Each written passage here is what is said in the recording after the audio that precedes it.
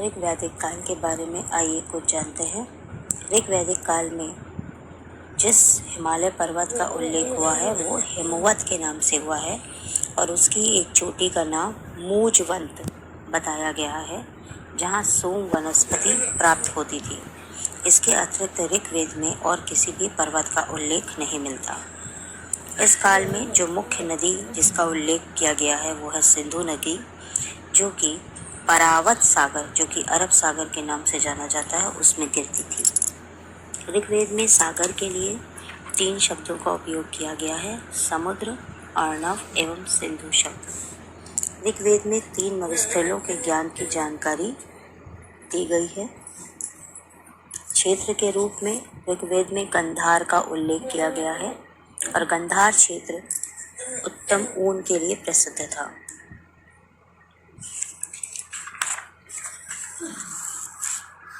ये माना जाता है कि ऋग्वेद में पुराने ज़माने में यहाँ आर्य रहा करते थे। आर्य एक भारूपी भाषा है जिसमें संस्कृत की प्रधानता थी, तो ऐसे लोग जो संस्कृत की प्रधानता वाले शब्दों को बोलते थे वो आर्य कहलाए।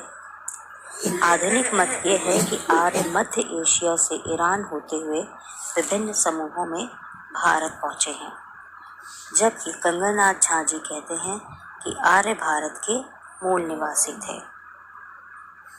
वैदिक साहित्य के अंतर्गत 4 वेद, ऋग्वेद जो कि मंत्र प्रधान है, यजुर्वेद जो कि यज्ञ विधियों के बारे में बताता है, अथर्ववेद जिसमें जादू मंत्र और चिकित्सा आदि का वर्णन है, तथा सामवेद सबसे प्रमुख है। ऋग्वेद की रचना सप्त सैंधव प्रदेश में तथा बाद के वेदों की रचना कुरु पंचाल प्रदेशों में हुई है, ऐसा माना जाता है।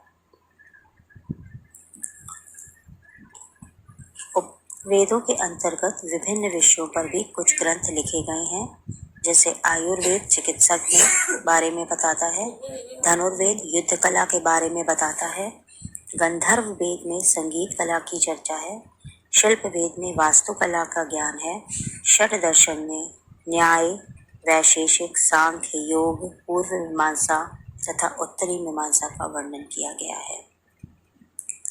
पुरातात्विक साक्ष्य में क्या मिलते हैं? हरियाणा के एक स्थान भगवानपुरा पंजाब की 3 जगहों की खुदाई में चित्रित धूसर मृद भांड अवशेष लौह वस्तुओं की अनुपस्थिति में प्राप्त हुए हैं।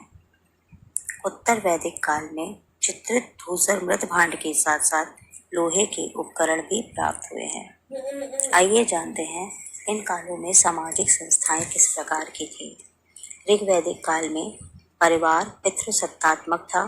परिवार में पिता का मुख्य स्थान होता था। परिवार उसको गृहपति कहते थे और वही उसका अपने परिवार पर असीमित अधिकार हुआ करता था।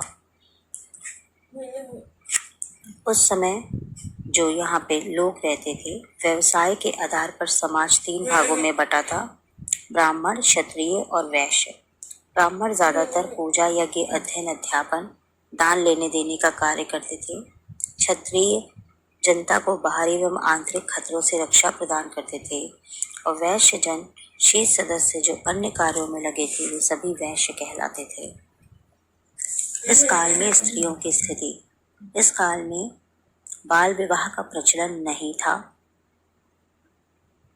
इसके अलावा पुत्रहीन विधवा को इस काल में देवर के साथ पुत्र प्राप्ति का अधिकार था। इस प्रथा को नियोग कहते थे। ऋग्वैदिक काल में सती प्रथा का उदाहरण नहीं मिलता है।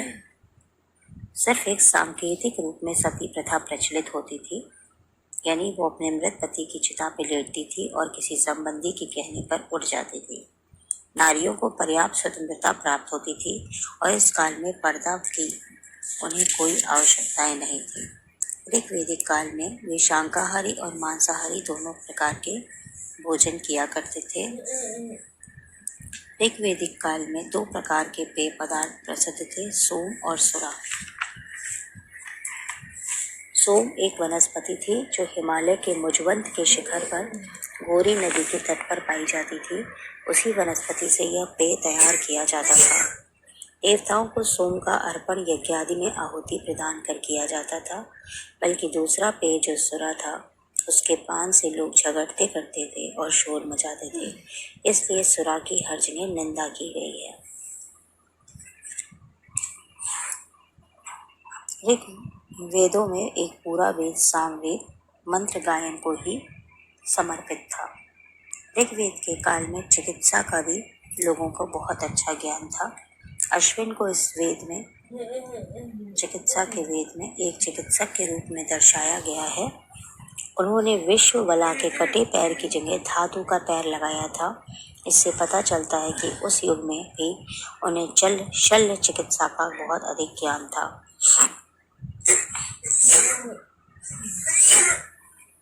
उत्तर वैदिक काल में सबसे पहले गोत्र की अवधारणा संज्ञान में आई।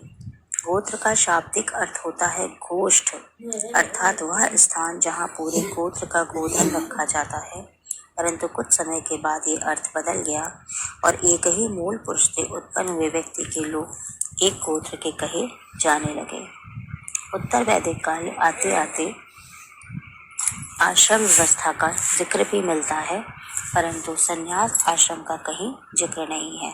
केवल ब्रह्मचर्य, गृहस्थ और वानप्रस्थ आश्रम का जिक्र है, जिसका उद्देश्य था धर्म, अर्थ, काम और मोक्ष। उत्तर वैदिक काल में नारियों की स्थिति में गिरावट आ गई। उन्हें अब सभाओं में प्रवेश का अधिकार नहीं था। पुत्रों की तुलना में उन्हें संपत्ति से वंचित कर दिया जाता था। राजा की प्रधान रानी को महिषी कहा जाता था तथा सबसे सुंदर रानी को बवत्ता और सबसे विदुषी रानी को पालागली के नाम से जाना जाता था। उत्तर वैदिक काल में कुछ संस्कारों का भी निर्माण किया गया था।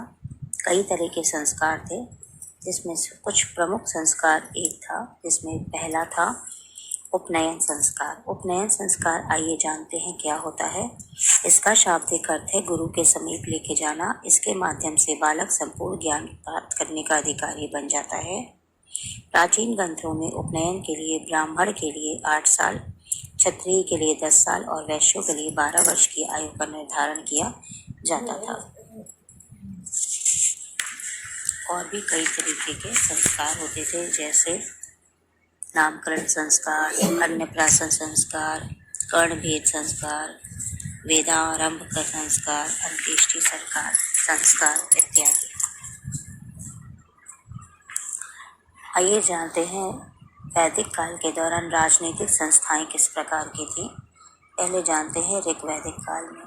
ऋग्वैदिक काल में आर्यजन कबीलों में संगठित हुआ करते थे। परिवार सबसे छोटी इकाई होती थी और परिवार को कुल कहा जाता था और कुल का नेता कुलुक के नाम से जाना जाता था।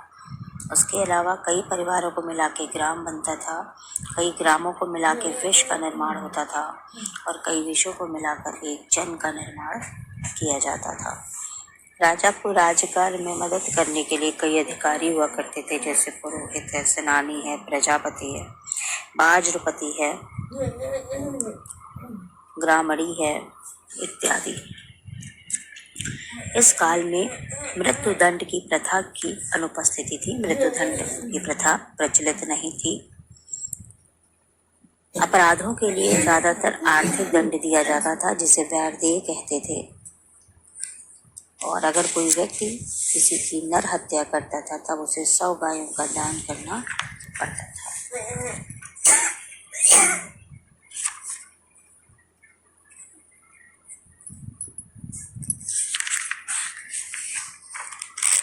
इसके अलावा आर्थिक जीवन के बारे में आइए जानते हैं।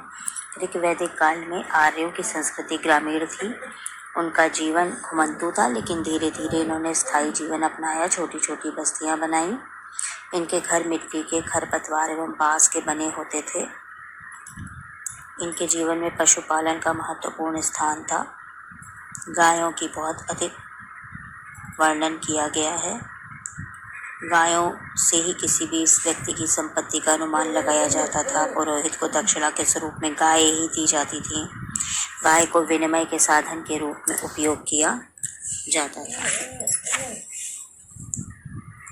उस जमाने में ऋग्वैदिक काल में ज़्यादातर लोग पशुपालक होते थे या कृषक होते थे। खरीद एवं बिक्री में मुख्यतः विनिमय के साधन का इस्तेमाल किया जाता था और विनिमय प्रणाली में गाय और निष्क एक प्रकार का गले का आभूषण था, उसको विनिमय के साधन के रूप में प्रयोग किया जाता था।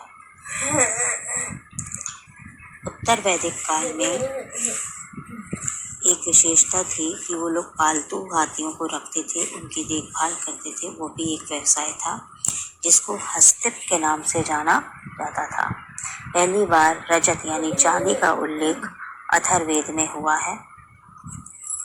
तो इस प्रकार से ये वैदिक काल की शॉर्ट समरी है, इम्पोर्टेंट पॉइंट्स हैं जो आपका काफ़ी मदद करेंगे।